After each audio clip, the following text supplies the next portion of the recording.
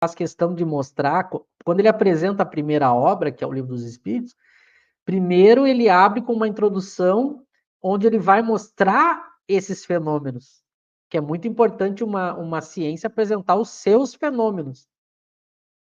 Porque muitas teorias na época que surgiram esses fenômenos vão tentar negar o fenômeno, ou seja, vão dizer que nem há fenômeno.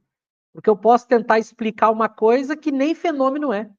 E ele vai mostrar que é um fenômeno natural, algo que acontecia na natureza, como é qualquer ciência. Toda ciência tem o seu conjunto de fenômenos e o seu conjunto de leis que explicam esses fenômenos. Então, até os termos que Kardec usa, ele já vai... Por isso que ele deixa muito claro que o Espiritismo é uma ciência. Ele vai fazer a mesma coisa. Da mesma maneira que cada ciência tem os seus fenômenos e as suas leis, o Espiritismo tem as suas leis e tem os seus fenômenos, que a gente chama de fenômenos espíritas. Então, essa obra apresenta um resumo da explicação desses fenômenos. E se a gente olhar de uma maneira geral, os fenômenos, eles são basicamente, prestem atenção nas palavras, eu estou sendo bem cauteloso, basicamente, ou genericamente, um fenômeno espírita ele é composto de dois elementos, os espíritos e o médium. Para que um fenômeno espírita se dê de uma maneira básica e genérica, eu preciso de um espírito e de um médium. Pois é justamente o que ele apresenta na obra. Ele apresenta nessas 4 partes a ideia do... Ele vai mostrar, conceituar o que é o espírito, ele vai conceituar o que é o médium e vai mostrar essas relações. Então, vejam como é simples a lógica de Kardec. Mas antes de iniciar propriamente o assunto, ele faz questão de mostrar a definição do próprio Espiritismo, porque ele quer nos mostrar que a maneira pela qual ele vai explicar esses assuntos é através de um método científico. Isso é fundamental, a gente repetiu muitas vezes isso no estudo da obra que a gente terminou, que além de estudar um assunto, o que também diferencia é como eu estudo aquele assunto. Como o assunto é estudado também vai ser um ponto importante para aquilo que aquela teoria vai falar. No caso do Espiritismo, ele estudou e explicou esses fenômenos através de uma ciência. Então ele faz questão do, no item 1, lembrar o conceito do Espiritismo, que é uma ciência, e a sua filosofia, ele deixa claro também nesse item 1, a sua filosofia, ela é consequência, ela decorre da ciência. Ele faz questão de explicar o que ele vai chamar de filosofia espírita, demonstrando que não é uma filosofia no sentido clássico, como são teorias filosóficas, como a do Descartes, a de Sócrates, que as filosofias deles são filosofias que não decorrem de uma ciência. E a filosofia espírita é uma filosofia que decorre da ciência espírita, decorre dessa relação com os espíritos. Ao dialogar com os espíritos através da mediunidade, como se tratam de seres inteligentes, acontece algo muito especial. Eu posso perguntar para o próprio fenômeno sobre a sua natureza, sobre como ele se manifesta e também sobre diversas questões. Uma vez que eu descobri que há seres inteligentes invisíveis que nos rodeiam e que são as almas dos homens que viveram na Terra, principalmente, é natural que a gente pense, bom, eu posso perguntar tudo para eles, né? São seres inteligentes, eu estabeleci uma comunicação. Claro que a partir do momento que eu começo a fazer perguntas para eles, surge um segundo problema. Como que eu vou saber se as informações que eles estão dando são verdadeiras? Qual o critério para eu descobrir que aquela informação é segura, é verdadeira.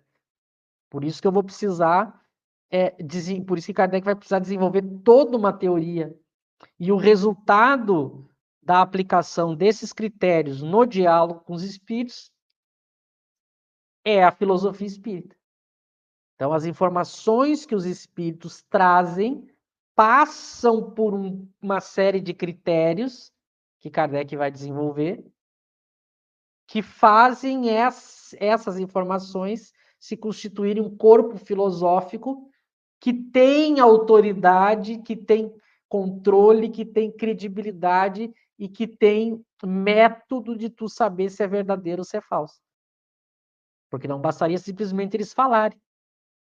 Porque como se percebe que há espíritos de todos os níveis, então ele mostra que a filosofia, a moral e o espírito decorrem da ciência e que o espiritismo, então, tem essa característica especial de tratar desse assunto. E ela é a primeira que vai fazer isso, né? Vai ser a primeira vez que vai se conversar com os espíritos com um método científico, com critérios. Então, é uma teoria muito especial, muito profunda. Inclusive, a própria teoria vai descobrir que há coisas que eu não posso perguntar para eles. A própria teoria vai trabalhar que há limites nas perguntas, nas respostas. Então, veja, isso está na própria interação, eu vou desenvolvendo a teoria, inclusive a teoria explicativa de como se dá os fenômenos, que é o que a gente vai ver mais aqui, né? O Kardec vai descobrir, os espíritos se comunicam e respondem questões. Como se dá esse processo de comunicação? É a teoria da mediunidade que a gente vai ver muito presente aqui de maneira resumida. Então, entender isso é entender exatamente o propósito da obra, né? É uma espécie de...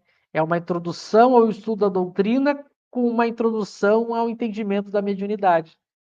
Por isso que vai ser uma obra muito ligada à mediunidade, né? Que é um tema que interessa a todo mundo. Todo mundo quer muito saber sobre mediunidade. Eu passo para vocês, se vocês quiserem falar mais alguma coisa. Eu estou cuidando aqui, o pessoal não está fazendo pergunta.